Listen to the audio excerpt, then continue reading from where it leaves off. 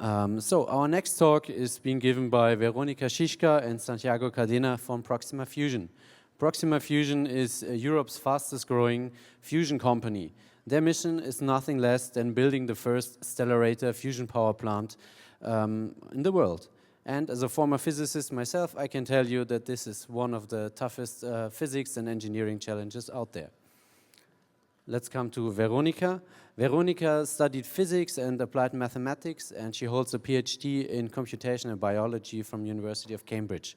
Before joining Proxima Fusion, she also worked here at TNG, and we actually collaborated on a project for a major telecommunications company. Today, she works as a research software engineer at Proxima Fusion and is building data pipelines and full-stack systems to support their stellarator optimization. Santiago holds degrees in electrical and biomedical engineering and pursued graduate studies in computational neuroscience and machine learning at the University of Tübingen and the Max Planck Institute for Intelligent Systems. After working at Lift and Meta, he joined Proxima Fusion as a machine learning researcher and engineer. He is focused on data-driven approaches to the stellarator optimization. In today's talk, they will present how Proxima Fusion has teamed up with Hugging Face to launch a global machine learning challenge aimed at improving their stellarator designs again, and also bringing fusion energy one step closer to reality. With this, I will give the stage to Veronika and Santiago, and I hope you all enjoy the talk. Thanks.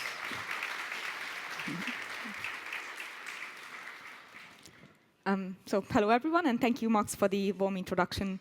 As a TNG alumni, it's super nice to be here at the Big Tech Day again, but being on the other side of the podium this time. So today, Santiago and I will introduce the ConStellaration Challenge, an initiative from Proxima Fusion to advance the future of stellarator and fusion research. In this challenge, we introduced an open dataset and a benchmark to tackle for the whole community. But before going into ConStellaration, let me give you a brief introduction into nuclear fusion and stellarators, the kind of fusion device that Proxima Fusion is aiming to build. So fusion is the ultimate source of clean energy. It is also the process that powers the stars, and if you haven't heard about it at all, which is unlikely, you can think of it as basically the opposite of fission. So in fusion, we fuse light atoms together and then use the energy released in the process. By harnessing this power on Earth, we aim to deliver clean and safe energy to the world. So who we are? Proxima Fusion was founded just 2 years ago in 2023 as an independent spin-out from the Max Planck Institute of Plasma Physics, or IPP. IPP is one of the world's leading fusion research institutes. By now, we are a rapidly growing team of more than 100 team members, and we receive more than 200 million euros of investment from public and private sources. We operate at 3 main offices. There is one in Switzerland, in Zurich, one in the UK, near Oxford, and the biggest one, the headquarters, are here in Munich. Our approach is building on IPP's Wendelstein 7X, or W7X experiment. W7X is the most advanced stellarator in the world, and it's located here in Germany, but in the north, quite far, in Greifswald. W7X aims to enable physicists and scientists to study how to keep the plasma hot and dense and confined for longer periods of time to enable sustained fusion. We couple the scientific basis with something called simulation-driven engineering to accelerate the timeline towards putting fusion energy on the grid. We believe that stellarators are the fusion power plants of the future. There are 2 main approaches to magnetic confinement. One that is shown here on the left of the slide is something called a tokamak. Tokamaks are symmetric devices. They basically look like a big donut, a torus, a symmetric one. But because of this symmetric shape, they need large electrical currents to flow through the plasma to keep it confined. And that introduces instabilities in the system, which makes tokamaks quite hard to operate in a steady state. I mean, they are not operating in a steady state, so that makes them hard to operate long term. So tokamaks are easy to design, but then they are hard to operate. What we are trying to build is something called a stellarator. A stellarator still has a toroidal shape, so it's still a bit like a donut, but like a really strangely twisted donut, a bit like a mobile stripe, but with a weird shape. And this weird shape is designed such that we don't have to rely on these large electric currents flowing through the plasma anymore. and that makes the device able to operate in a steady state, continuous way. So as a result, stellarators are harder to design, but once they are designed well, they are easier to operate long term. Proxima Fusion published also a peer-reviewed paper earlier this year introducing Stellaris, the world's first viable stellarator fusion power plant concept. Stellaris is similar to W7X in that it is also a so-called QI, or quasi-isodynamic stellarator. The term itself will be introduced in more details by Santiago later, so don't worry about that. But Stellaris is a bit different from W7X in that it relies on HTS, or high-temperature superconducting magnets. Whereas W7X was designed as a research experiment, so it was never meant to put fusion energy on the grid, Stellaris aims to commercialize the QI stellarator concept into a power plant. On the next slide, you can see our full roadmap towards putting fusion energy on the grid in the next decade. As you can see, by now we have published our concept for Stellaris, an actual fusion power plant, and now we are working on completing our demonstration magnet, SMC, basically to show that such a twisted magnet that we need to create this twisted magnetic plasma boundary can be manufactured. The next step will be Alpha, our demonstration stellarator, where we need to show that we can we can create net energy gain from fusion. As you can see, this is a big and ambitious goal, and part of it is to find the optimal stellarator design. And with that, I will hand over to my colleague Santiago, who will explain what a good design actually means. Thanks a lot, Veronika and Max, for the warm introduction. Yeah, so taking a quick step back, what does stellarator optimization mean? What are we looking for? So as Veronika introduced it, stellarators usually, like at the core, we care about two main things in stellarator optimization, which is this plasma boundary, here depicted in yellow, and then the coils that produce that particular plasma boundary. They somewhat look a bit arbitrary for the untrained eye. What makes it one better than the other? Well, obviously the physics properties are largely driven by the 3D geometry shape of these plasma boundaries. And basically the goal of stellarator optimization is somehow come up with a design that meets a bunch of physics requirements and engineering requirements. As you can see on the right, maybe you could potentially get good physics properties, but the complexity of the coils that you would have to build in order to generate those fields is very hard to achieve, especially with the technologies that we're targeting, HTS tapes. So basically that's the main goal here of stellarator optimization. Importantly, we shouldn't forget that the plasma boundary and the coils are just a small part in the design of this machine. So what you're looking at here is different layers of components of W7X. We've been lucky to be able to visit, as Veronika said, in Greifswald. And it's a marvel of engineering. It's super impressive that the government, with 1.2 billion euros funding over several decades, pull off this machine. It's an entire building with a lot of components around it. But as you can see, it's somewhat complex. Beyond the plasma core boundary that you see there in blue, there's coil sets in red, and then there's also correction coils for here in, okay, maybe not, and in orange. Then there's a support structure to prevent all these magnets from collapsing into each other due to the huge forces that they exert on each other. Then there's also diagnostic ports, ports for heating, ports for fueling, and also cryostats around to keep things cool and so on. But yeah, so we're focusing on this particular problem, on the problem of designing these plasma boundaries and the coil sets that produce them. So just a quick, maybe several of you have a background in physics, so you understand this very well. But as Veronika put it, we want to fuse particles, in particular very light atoms like hydrogen. And in order to overcome these electrostatic forces that repel ions, positive ions together, you need to heat the plasma a lot. that means that you need to confine it in vacuum, because the moment a plasma, which is basically hot ionized gas, touches some component, it cools down, and then fusion cannot be sustained.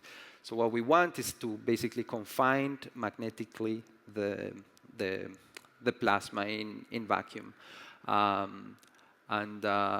Important to note here is that charged particles gyrate along these magnetic field lines. So one could imagine a device where you have magnetic confinement, which consists of a long tube, and then you would just have particles go back and forth, be confined, and then heat it up until fusion happens. But the problem with that is that you usually have end losses, like particles leak at the edge of such a device. So in the 70s, people come up with a simpler idea of just turning that into a torus.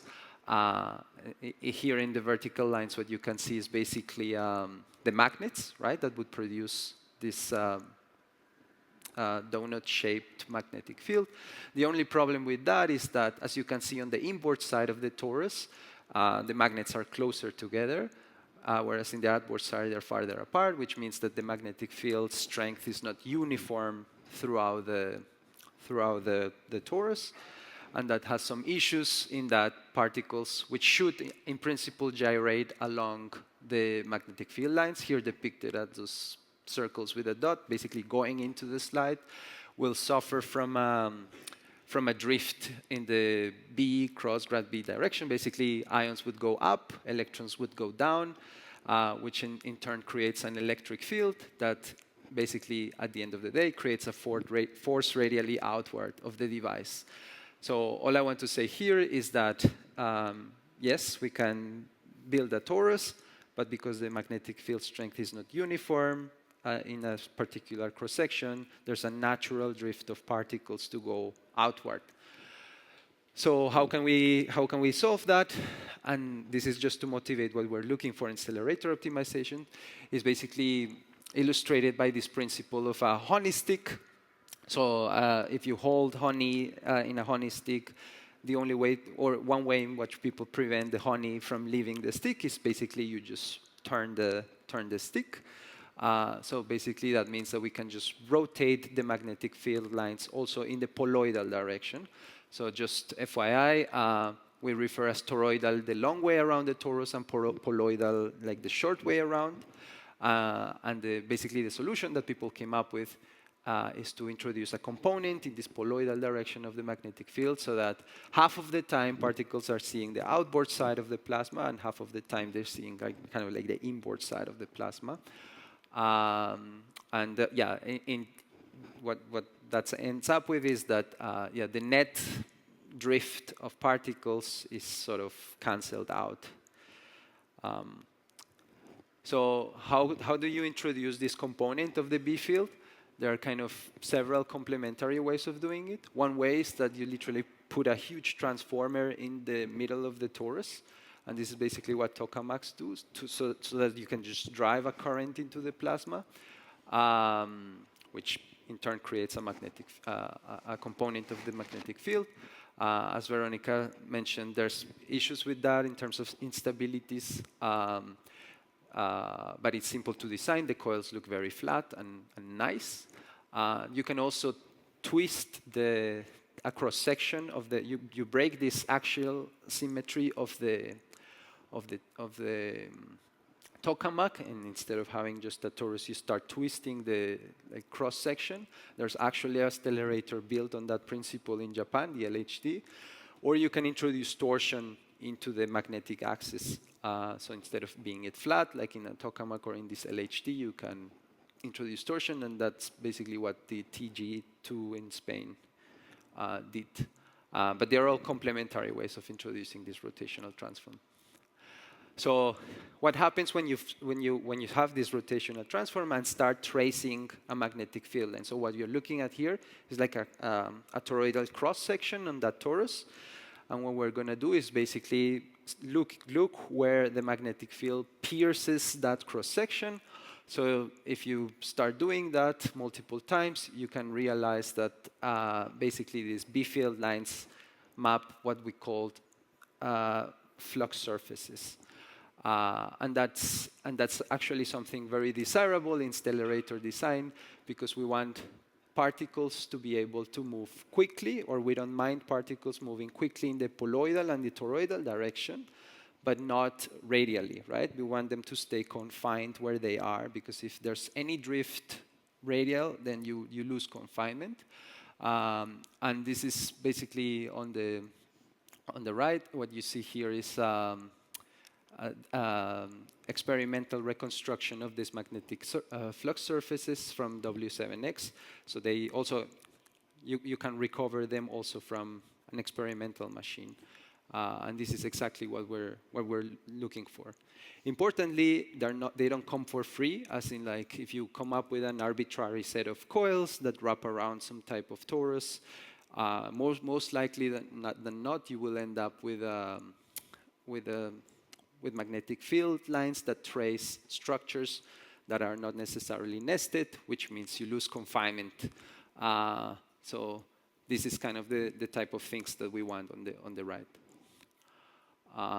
There's one more problem, and that is that because stellarators have this compression of the magnetic field lines, and also fusion-born particles can have any direction when they are created, like these alpha particles created out of fusion.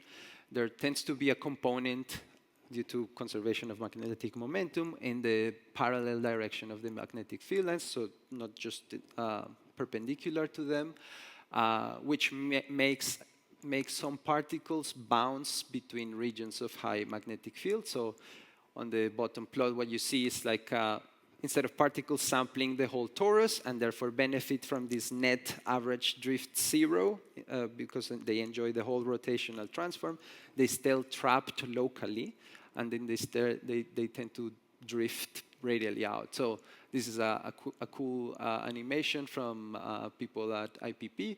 So you see particles gyrating between regions of high magnetic field, but if you speed it up, with time, they are going to drift out and bump into some plasma-facing component. And this is not what we want. We want to prevent that. So here you basically have to take a word from me. There's some beautiful math that this says that for a given conserved quantity, there's a corresponding symmetry in a particular set of coordinates that we're going to call Busser coordinates. And if you meet that symmetry, you can conserve basically the surface in which particles live. And this is just to introduce what QI means. So what we're looking here is like a half a period of the stellarator. As I don't know if you noticed in the previous visualizations of stellarators, but there's a certain periodicity. So for example, W7X is repeated the same field period 5 times. It's like a pentagon. You can have 3 field periods, 4 field periods, and so on. And in color, what you see is the magnetic field strength, and in black, what you see is the magnetic field lines. So if you unfold that, so in the y-axis, you have the poloidal angle theta, x-axis, the toroidal angle.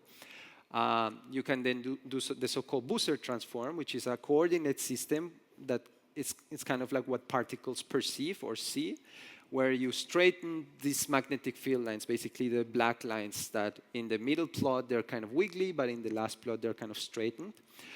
And then you can impose certain symmetries in this coordinate system. And by that, I mean just make the magnetic field strength, basically the colors, depend on a linear combination of these 2 angles. And if you do that, then you end up with basically 3 flavors of stellarators that you could build. One where you just have the magnetic field strength depend both on the poloidal and the toroidal angle, which is what you see on the right or left, which is the the QH stellarator, or in the middle, quasi-isodynamic QI. The naming is crazy. I didn't come up with it, but it's what people have adopted, basically where the magnetic field strength only depends on changes in the toroidal direction. Or you can have something called QA, or quasi-axis symmetric, which is when the magnetic field strength only depends on changes in the poloidal direction. And here at the edge, I'm visualizing just like a tokamak. And just to illustrate that in this coordinate system, this axial symmetric, a tokamak and a QA stellarator are equivalent. But Proxima and also, as Veronika said, W7X have tried to follow the QI type of design, but there are many labs or several institutes in the world pursuing other types of stellarators types. But what Proxima and W7X have tried to achieve is this quasi-isodynamic type of stellarator. Importantly, people have realized later that you can relax a little bit the symmetry, meaning that the contour lines don't need to be super straight, but you can relax that a bit with something called homogeneity. But the important bit is that, QI stellarators, mostly the magnetic field strength depends on toroidal changes.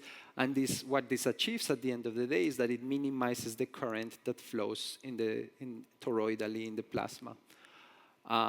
So again, what do we want out of stellarator optimization? At the end of the day, your design space is some type of filamentary wires or coils. They carry current, obviously, and you have a set of objectives. You, for example, want to maximize energy confinement or particle confinement, but at the same time, you need to make sure there's a bunch of plasma stability, manufacturability of the coils, the stored magnetic energy should be minimized, etc. For this particular challenge that Proxima is releasing, we're focused only on the design of the boundary, not yet on the coils themselves. So you can decouple the problem. First, you could think about designing the plasma boundary, and then you can optimize coils that would produce that particular boundary. So right now, we're focusing on the plasma boundary. So our design space is basically a parametrization of these shapes. And then we have a forward model, which is literally a simulator, if you think about it, or a solver of a system of partial differential equations that solve the so-called ideal magnetohydrodynamic equilibrium, which basically means that you want to balance the outward pressure of the plasma with the magnetic field outside. Basically, this boundary that you input into the solver is the boundary condition of this system. And then you can formulate from the solution of this PDE some set of metrics and formulate objectives and constraints that you want to target. So basically, again, the solution of such simulator looks like a set of nested flux surfaces. Basically, what you want at the end of the day is a magnetic field anywhere inside the plasma that is also follows these nested flux surfaces. And the equation that this MHD solves is this balance between the current density cross B equals the gradient of the pressure. An important thing to note is that there are a bunch of trade-offs. So if you only care about the physics, like for example, on the bottom plot, you would see that you potentially would have to build coil sets that are not very manufacturable or engineerable. They have crazy torsions, crazy curvatures that are hard to achieve. Remember that you also need to build a support structure preventing these coil sets from collapsing into each other. Or you could have the case on the right where you have a very simple type of plasma boundary with very simple coil sets, but you would have to then sacrifice on the physics performance. So I think the take-home message is that what we want to achieve is a sweet spot between all of these things, and we're constantly learning, also from our engineering team, what constraints go into the engineering of it all, and also from physics learnings that we get from our collaborators at PP, what to target for in terms of better physics performance. So to solve this partial differential equation, to basically have this forward model, we use something called VMake. It's a code that was written on the 80s that helped design W7X. It's written in Fortran, but Proxima did the heroic effort of a rewrite on that in C++, and we now have it like in Python bindings of that implementation, then you can now pip install and things run, and don't hang instead of raising errors and things like that. So you have the boundary, which is with some parameterization. What we usually use are a truncated Fourier series. So you can think of it as like 80 values at least. It could be hundreds, depending on where you truncate the series that parameterize that shape. So the design space is a bit large, right? Could be 80 dimensional. So yeah. You pass it to this VMake code, the simulator solver. You get this MHD equilibrium, nested flux surfaces. Then you compute metrics. Then you formulate some objectives and constraints. You pass it to an optimizer, and then you suggest a new candidate. And that's basically the workflow in which one can come up with iteratively with a better plasma boundary. And with that background, I think now we can move on to the ConStellaration challenge. Thank you. So now you know all about stellarator optimization, why it is so difficult, and also why it is so important. And that is why we launched the ConStellaration Challenge, a collaborative challenge to invite the broader community to help us solve problems in stellarator optimization. So it's not just a few small physics labs working on this problem. So why such a challenge can even help us advance fusion research? Well, you all know that the field of machine learning and AI has advanced extremely fast in the past couple of decades. It's quite easy to get lost in all the models and methods applied to all the fields there is in the world. But still, the community didn't really descend into complete disorder, and that is because they rigorously applied the so-called iron rule, that all disputes must be settled by empirical testing. So this basically means that the community embraced any kind of method as long as it was proven to work. But for such a proof, we need to agree on well-defined metrics. We need to provide open data sets to be able to actually evaluate and benchmark such methods. So this combination of metrics and data sets, that's basically what we call a benchmark. And that is what we use to evaluate models and methods against each other, but also in an absolute way. So that is exactly what we did with ConStellaration, consisting of 4 artifacts. The first one is a large data set of QI stellarator plasma boundaries. We created this because the community until now lacked such a large standardized diverse data set that we can use for different methods. This data set is also published on Hugging Face, which I'm sure many of you know. So basically that means that it is readily discoverable and accessible for the broader community. The second pillar consists of 3 different optimization benchmarks, including also tools for their evaluations and some baseline solutions. This is also published openly as open source code hosted on GitHub. So feel free to check it out, try it out, contribute as you wish. The third artifact is a public leaderboard, also hosted on Hugging Face. So basically, we can track the progress between different methods on this leaderboard. Santiago will show it towards the end of the presentation, so stay tuned to check if we have been beaten at our own challenge. The fourth scientific pillar is a peer-reviewed paper accepted for publication on this year's New RIPS conference in California. This paper basically summarizes the points above, so the dataset and the benchmarks with scientific rigor, and it's already available as a preprint on arXiv. So now I will talk about the first artifact, so the data set of QI plasma boundaries. This may sound simple at first, but actually this data set has quite a few requirements. So for it to be usable for the community, it needs to be diverse enough to provide enough information for the models, and it also needs to capture the relevant physics quantities. So sampling such a data set is not easy. If we just went about and tried to randomly sample, for example, these boundaries in Fourier space, then the chances of stumbling upon a QI field would be quite low. It would be similar to trying to sample images of cats by just setting pixel densities randomly in an image. So what we did instead was to kind of reverse the problem.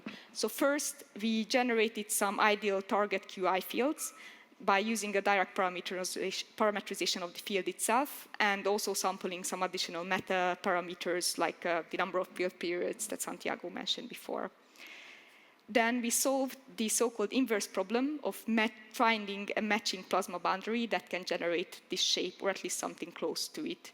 We basically just applied normal optimization methods. So we started from some initial guess for the plasma boundary, compared the resulting field to what we wanted to achieve, and then kept doing that in a loop until we got to something that was as close as possible to what we wanted to achieve. At the end of this process, we were left with a bunch of such fields. On this slide, you can see the initial target on the left, the resulting optimized field in the middle, and the resulting plasma boundary on the right. So I want you to notice just two things. One is that there is a bit of a difference between what we wanted to achieve, which is an ideal QI field, and what we actually got out, which is still QI lag. So it's good enough.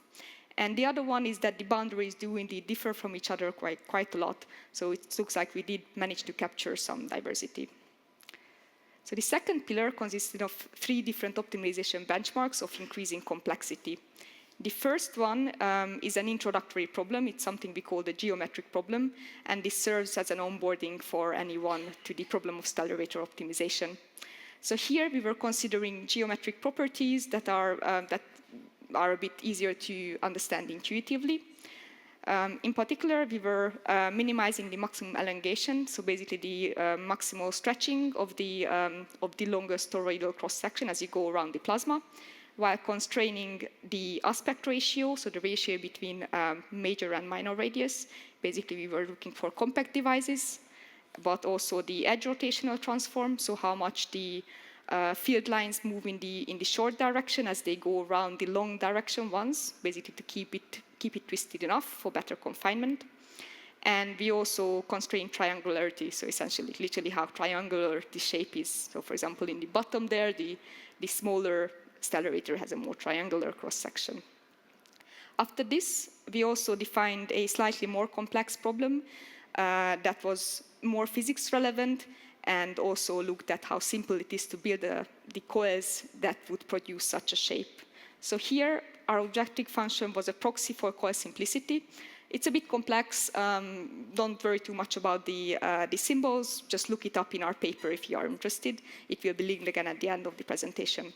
So we were, in this benchmark, we were maximizing coil simplicity while constraining the constraints from before, so from the geometrical problem, or 4 of them, and adding 2 additional constraints. One is the mirror ratio, so how much the cross-section area changes toroidally, because this is known to be correlated to how easy it is to get a QI field. And the other one is literally the QI-ness, so how far we are from a perfect QI field. And then we have the third benchmark, which is the most complicated. And this is actually quite similar to what we are also trying to solve on a day-to-day basis at Proxima. Here, we now had 2 objective functions. One was the coil simplicity, as before, and the other one was the aspect ratio, describing how compact the device is. Simplicity is obviously, it's needed to get a device that we can actually build so that the coils are not too bent, the curvature is not too large, the torsion is not too large, they're not too twisted, and also that they are not too close to each other to leave enough space for all the additional components that Santiago mentioned, like the cryostat and the ports and so on. So in addition to these 2 objectives, we also added some additional constraints. So we kept the ones for a good geometry and a good magnetic field to get a QI stellarator, and we added 2 constraints for stability. One is the so-called MHD plasma stability to mitigate pressure-induced instabilities in the stellarator, and the other one is something called turbulent transport to prevent particles and heat to just drift outwards in the system, and therefore limiting fusion gain. Now, in this benchmark, in the most complex benchmark, we had 2 objectives, which means that we are not looking for just a single best solution anymore, but instead a family of solutions that described an ideal trade-off. So a trade-off where if you want to get better in one of the objectives, then you are bound to get worse on the other. On this figure, each dot represents 1 plasma boundary. And on the x-axis, you can see the aspect ratio, so compactness, basically how expensive the device is. And on the y-axis, how easy it is to build. And yeah, so the red dots correspond to this ideal trade-off for devices that are that can be built but are not too expensive. And that is also something that is called the Pareto front for data science people. And with that, I will hand back to Santiago to explain our solutions. Awesome. So we provide some baselines to the optimization challenges. They're by no means final and optimal, but we wanted to have something out there for the community to start with. But obviously, we're still welcome contributions. These baselines were not necessarily data-driven, meaning use the data set in order to quickly find a solution to the challenges, but were mostly based on classical optimization approaches. Yeah, in the paper, we do highlight how the data set could hint at providing more viable solutions for each of these challenges. So yeah, basically we generated some baselines using the so-called augmented Lagrangian method, which thrives for nonlinear constraint optimizations.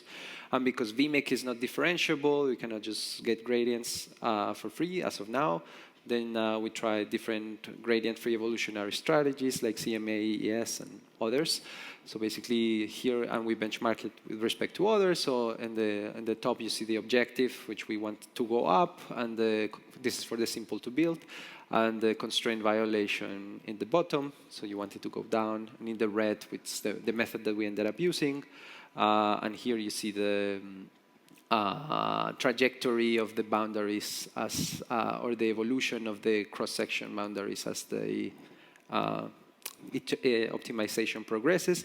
But an important thing to highlight is that we needed to call in this particular optimization VMake 100,000 times. So it was a very heavy compute endeavor with lots of compute credits spent. So that in order for us to more quickly iterate, because the objectives and the metrics that we care about consistently evolve, we want better ways to finding configurations that meet all these requirements in order for us to iterate more quickly. If you want to reproduce these results, and if you want to spend the compute, you can check out the repo again, which, by the way, is also pip installable. The results, these are again for the baselines that we produce, just to highlight how they kind of look like. For the geometric problem, you see some type of triangularity, some rotation transform there. Obviously, for the simple to build QI and MHD stable QI, you need some training and staring at a lot of boundaries to understand whether that's good or not, but here they are. Remember that for the MHD stable QI benchmark, we have a multi-objective solution, so we care actually about multiple boundaries, but here is just one example of them.